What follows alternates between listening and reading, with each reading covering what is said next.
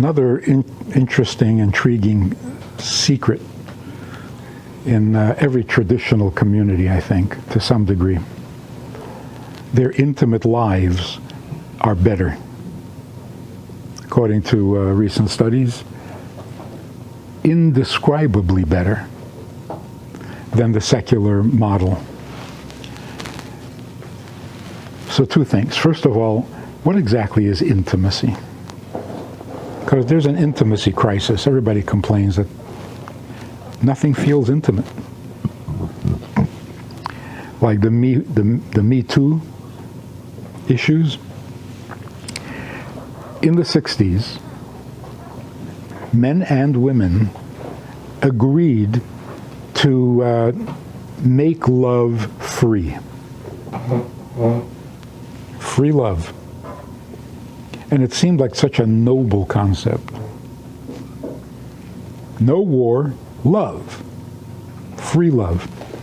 It turns out that free love means free of commitment, free of emotion, free of family. Now, all these years later, we're starting to suffer from that freedom. So it's not that men don't respect women. It's not that power can be abused. Those are old stories. What's new is that we have lost respect for intimacy because we've turned love into a free, non-committal, impersonal activity. In the traditional communities, that has not happened. Intimacy is still intimate. It's not free. So there is no sexual revolution. We're still the same creatures we always were. We need intimacy. We don't need more pleasure. This is one of the discoveries in modern psychology. Couples don't need more pleasure. Stop telling them how to get more pleasure. You're making them crazy. It's like somebody stops me and says, and he's looking me over and like looking at my beard, and he says, I'm just curious, do you sleep with the beard on top of the blanket or with your beard under the blanket? He was trying to be funny, but he ruined my sleep. I couldn't sleep after that. Because now I'm so conscious, like, no, under is not working. Try it on top. No, that's not working. Try it. And that's it. You can't sleep anymore. You take something that is so natural and you turn it into some kind of an issue and you ruin it. Right? You want to ruin people's lives? Just ask them if their intimate lives are good. Are you getting the most out of your love life? That's it. You've killed them. Yeah. Yeah. Well, I think so. Why? All of a sudden, it's too self-conscious. All of a sudden, it's a performance. All of a sudden, you're inadequate. Like you were never inadequate before, but now all of a sudden. So it kills the intimacy. In traditional communities, to varying degrees, we don't go there. Intimate is intimate, and it's preserved, and it's sacred, and it's private, and it's real. Somebody wrote, if it's safe, it's not sex. It's too intense and too personal and to be safe. If it's safe, you're doing something else. I don't know what you're doing. It can't be safe.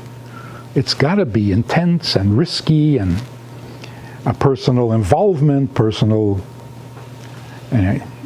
vulnerability. So here's what happens. Shaking hands, not very long ago, was considered an intimacy of sorts. Women never offered their hand, and men would never presume that a woman would shake their hand, just not that long ago. The Queen of England shakes hands only when she's wearing a glove. All right, we don't want to use her as a role model, but that was the norm. It was the norm. It was the norm that intimacy happened only in the dark. Remember seeing the reruns of I Love Lucy or The Honeymooners, or they turned off the lamp and you knew, oh, they're being intimate. It was just assumed, the norm. When did that change? I think it was part of the 60s revolution and part of the pornographic invasion. If you're taking a film, if you're making pictures, you have to have the lights on. Otherwise, that's not how you engage in intimacy. Intimacy thrives in privacy, in darkness, in exclusivity. So, for most people, shaking hands stopped being intimate. Just a polite gesture. For us, it's still a little too intimate. So since we're not going to be intimate, don't shake hands. But you see, I mean, this is really a crucial issue that's even a health problem for people. What is intimate? A hug? A kiss? What's intimate? So if you ask these guys who are accused of misbehaving, they have respect for women. I mean, if they didn't, then that's an old problem and they're just not worth bothering with. These are men who do have respect for women.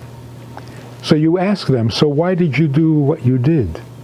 And their answer, I'm sure, is going to be, what? It was nothing. It was nothing. We were just playing. It was fun. When did this become offensive? Didn't we agree that this is just fun? It's not just fun. Intimacy, you can't fool Mother Nature. Intimate is intimate. So one of the rules that we really all should live by, a man and a woman who are not married to each other should not be alone in a closed room. Why? Don't you trust people? Yes. We trust them. But being alone in a closed room is intimate, isn't it?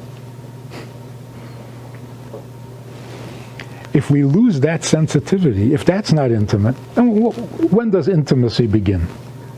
When you decide that it's intimate? That's why we have this problem. Oh, you thought I was being intimate? No, I was just having fun. We have to have a definition for intimacy, and the more you reserve for your intimate life, the more satisfying your intimate life will be.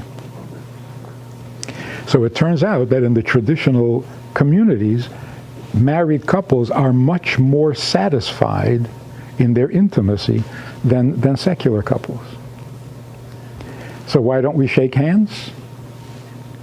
We save the intimacy for the intimate relationships. But you shake hands between men. Yeah.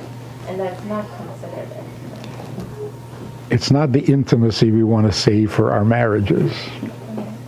Okay. It's not competition, you know what I mean? At least it shouldn't be. It shouldn't be. But you're right. There are other forms of intimacy that are perfectly okay. But the intimacy you need in your marriage, you want to reserve for your marriage.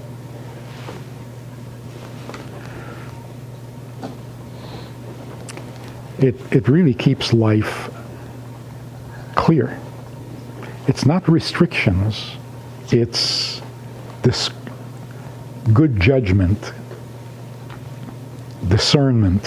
What belongs where, what helps, what doesn't. It's a universal issue.